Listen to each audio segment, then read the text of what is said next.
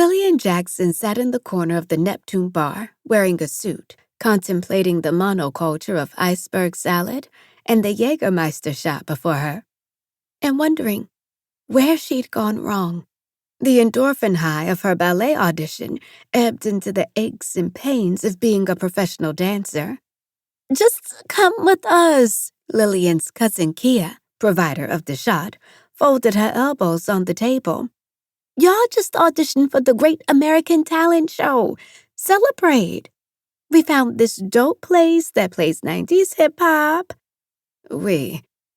Kia never quite got that the dancers of the Reed Whitmore Ballet Company respected Lillian, their ballet master, lead dancer, and choreographer, but they didn't like her. They weren't supposed to.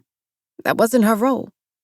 Across the bar, the dancers of the Reed Whitmore Ballet Company lingered by the door, obviously hoping Lillian would stay back, but too polite or well-trained to leave without her. "They'll have more fun without me," Lillian said. "Let 'em have tonight, because tomorrow, or sometime when Lillian worked up the nerve, she'd have to tell them the truth. They weren't auditioning for the show because dance companies audition for things. They were auditioning because the company's financial sponsors, Thomas Reed and Charles Whitmer, had taken Lillian to a rooftop restaurant in LA, praised her dancers and her leadership, then told her the company wasn't making enough money and they were shutting it down. Then Whitmer had offered a lifeline. "We could get you an audition with the Great American Talent Show." If they won, Thomas Reed and Charles Whitmer would keep them on the books. She should have told the dancers. She hadn't. "Don't worry. Y'all killed it." Kia's afro puffs bounced with her enthusiasm. She'd gotten into the performers-only auditions by printing herself a badge that read influencer, because she was the kind of person who could get in places just by telling people she belonged there.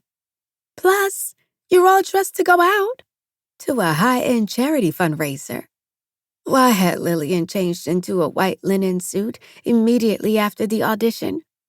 Because a black ballerina must be professional beyond measure. She heard her mother's voice in the back of her mind. The rest of the all-black Reed Whitmer Ballet Company hadn't gotten the memo and were sporting their streetwear. Kia wore overalls made out of a recycled billboard by an all-black artist co-op, because that was Kia. Who was impressed by his suit at the Neptune? No one. Over Kia's shoulder, Lillian caught a woman in another booth, watching her over the screen of a laptop. Okay, maybe she'd impressed one person.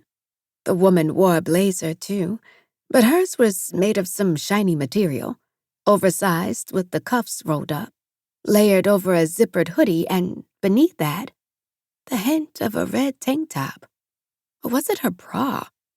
An elaborate lacework tattoo decorated her chest.